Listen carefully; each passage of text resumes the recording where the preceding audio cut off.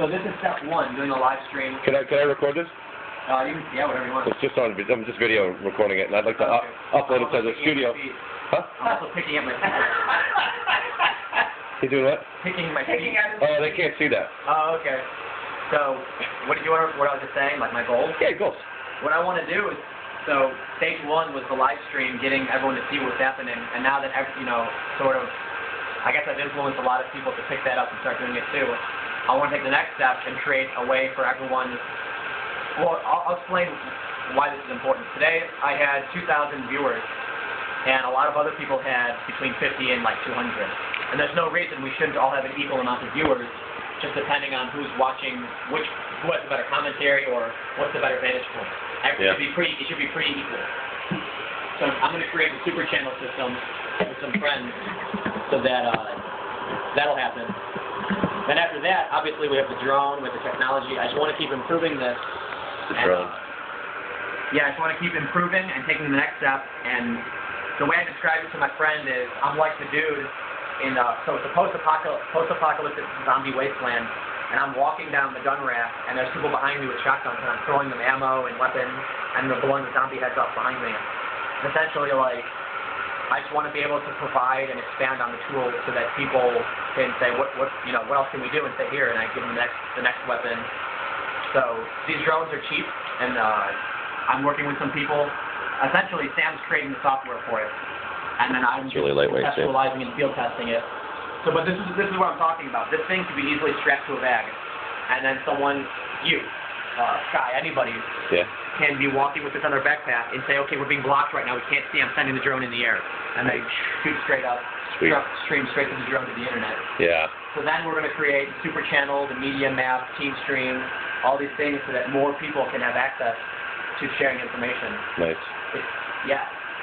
Decentralization of the decentralization of the ability to share information is what we have right now. What do you call that? The DC. I have to think of an acronym. I don't know. I'll think of something really clever, like drone or something. Distributed research on new events. Right? Drone. Nice.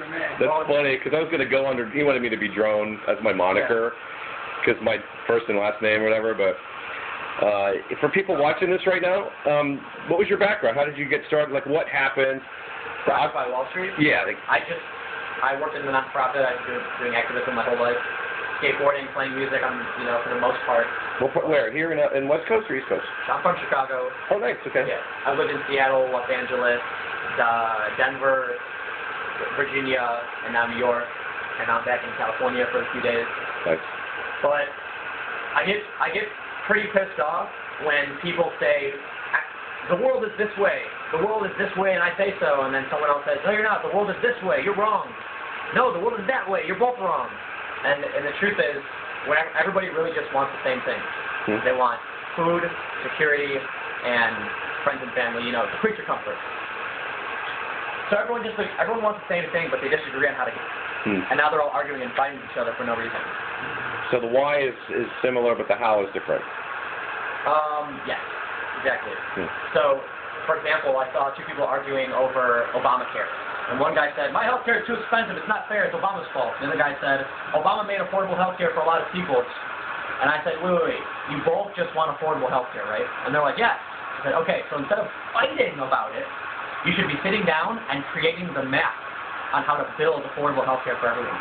Instead you're just arguing about someone else's idea. Right. That's just a waste of time.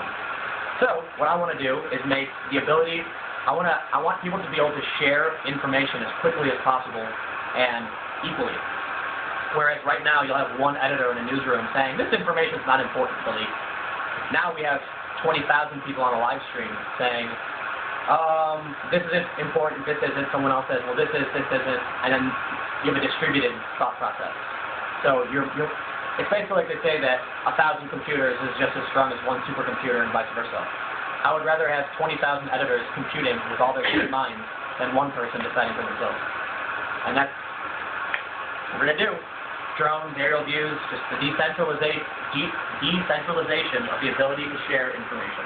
And now I have to make a phone call. Okay, so there you have it from Tim. And There's Sky over there. Tim got really big really fast with he was doing video journalizing the whole Occupy Wall Street movement in New York, and walked 12 hours one time? 21 hours. 21 hours? 21 hours from 1:30 in the morning till 10:30 at night on November 15th, and 12 and a half hours from 7 a.m. till 7:30 p.m. on the 17th of November. Wow. So you worked in activism, and then something spurred you to get involved with this movement. Police brutality. Police brutality. Yeah, that's why I started. That's good. For me, I'm a pragmatist. Theory and practice, etc. But also duality in philosophy. Like I was saying, that one person, everyone wants the same thing but disagree on how to get there. Arguing is people just argue. So protests, I essentially just said, look, people have different points of view and there's no reason to protest. But when I see police beating people, then I get pissed off and say, that's breaking the rules. Mm-hmm. You can argue with each other all you want, and you might never move, you might never advance. But when you start hitting someone, then you broke the rules. The way I put it is, the government is a public service, right? Government is for the people, by the people. We rule ourselves, essentially. It's supposed to be a democratic republic. Right. So when the people complain, why are they beaten? Essentially, imagine if you went to Walmart to buy something and were dissatisfied with the service, and when you went back and said, this is horrible, I want my money back, they started beating you. Essentially what's happening. Government is supposed to be the people. Instead, we have paramilitary factions, the NYPD, not taking orders from the people, violating court orders, arresting city councilmen, and this all happened. They did all this. They violated a Supreme Court order. That's not a government for the people, and that's not right. But now I'm making a phone call. That reminds me of the woman who was like, she went to the Citibank, I guess it was, or Chase, I forget which bank it was, and the police were like, no, you were with the rest of them crew, and they arrested her. Remember that footage? I didn't see it, but you told me about it. Any of the footage, they were corralling off women and pepper sprayed them. The New York stuff was really intense. They're cleaning some trash here. But the New York stuff was really intense, and thankfully, it's a shame that some people had to get hurt. But it was the police that really got a lot of people revved up to go.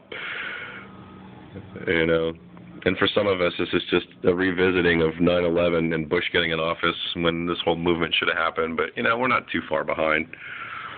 But now we're drawing our lines in the sand. And this is Occupy the Ports. Your leadership with an Occupy protest.